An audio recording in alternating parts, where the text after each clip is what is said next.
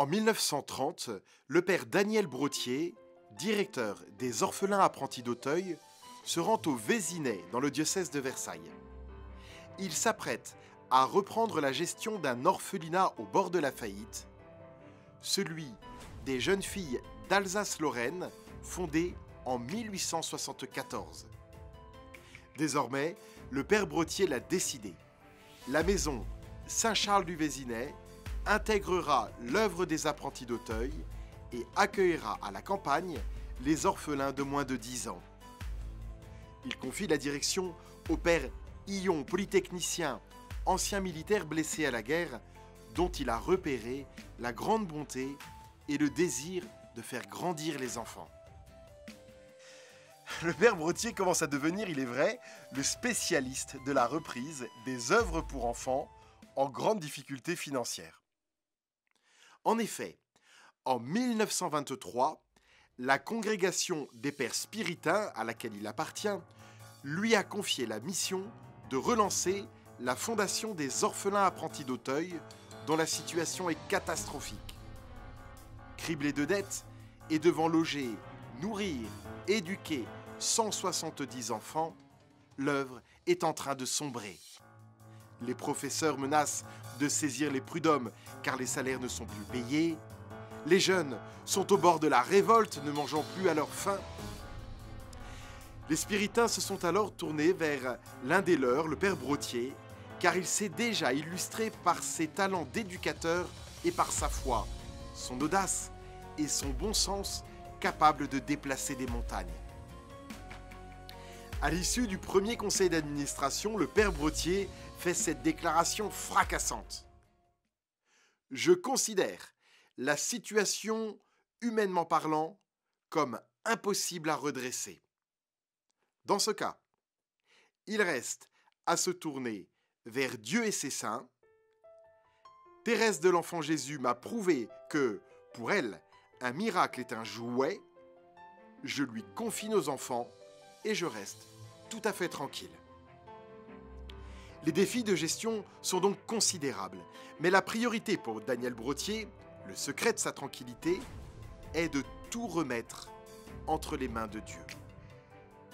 Ainsi, en cette année 1930, où le père Brottier reprend l'orphelinat Saint-Charles du Vésinet, il décide également de dédier l'ensemble de l'œuvre des apprentis d'Auteuil à Thérèse de Lisieux, lors de la consécration du premier sanctuaire thérésien, immense église qu'il vient de faire bâtir à Auteuil. Il demande particulièrement à la petite Thérèse, canonisée 5 ans auparavant, la grâce de la confiance en Dieu. Il sait qu'il peut compter sur l'intercession de Thérèse de l'Enfant Jésus, car, il en est sûr, il fut protégé par elle pendant la Première Guerre mondiale, lorsqu'il était aumônier militaire, et qu'alors, en première ligne, dans les tranchées, il risquait 1000 morts. Thérèse, par ta petite voix, celle de l'enfance, apprends-nous la confiance. Confiance en Dieu. Elle sera le moteur spirituel de Daniel Brottier, qui aimait redire « On n'a jamais trop confiance dans le bon Dieu, si bon et si miséricordieux. On obtient de lui autant qu'on espère. » Au cœur de l'action, cette confiance se vit chez lui dans la prière. Quand j'ai une décision à prendre, je prie. Je suis persuadé que Dieu m'assiste quand je parle. Le cœur d'une œuvre, dit-il encore, c'est la vie intérieure. Quand il n'y a pas cette vie intérieure, l'œuvre décline. Confiance en Dieu, chez Daniel Brottier, qui conduit à avoir confiance dans ses orphelins. Brottier est habité d'une conviction profonde. Tout jeune, quelle que soit son origine, a du potentiel et des talents à révéler. Il peut devenir un homme si l'on croit en lui et s'il croit en lui-même. Pour le père Brottier, tout est basé sur la confiance et il fera de « en confiance » son maître mot. Les consignes aux éducateurs sont claires. Voyez surtout si les enfants sont heureux. Les aimer, c'est les comprendre les supporter avec leurs défauts, en essayant avec amour et douceur de les en corriger. Un enfant arrive à Auteuil ou au Vésinet? Dès le premier jour, le père Brottier lui manifeste sa dignité. Il sera bien nourri, appelé par son prénom, choisira ses habits. Tout sera mis en œuvre pour que le foyer lui offre une chaleur qu'il n'a souvent jamais connue. Lui-même, comme le père qu'ils n'ont pas eu, il tente d'être doux et ferme, disponible, laissant la porte de son bureau toujours ouverte aux jeunes qui voudraient parler et se confier. La confiance en Dieu n'a jamais quitté Daniel Brottier.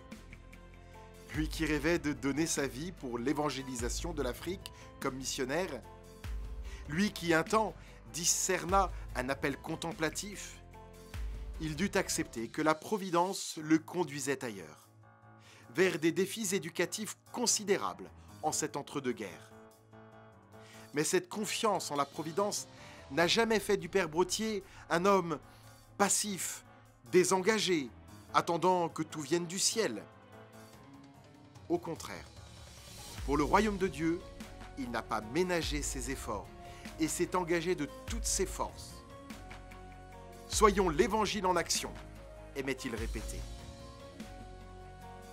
Durant 12 ans, le père Brottier s'investit corps et âme, donnant une impulsion décisive à l'œuvre des orphelins d'Auteuil.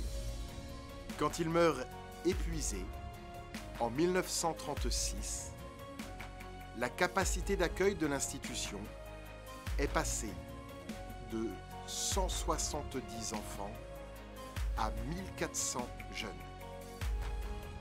Il se sera dépensé sans compter, confiant en Dieu et confiant en ces jeunes, car, comme le dira plus tard la Fondation d'Auteuil, la confiance peut sauver l'avenir.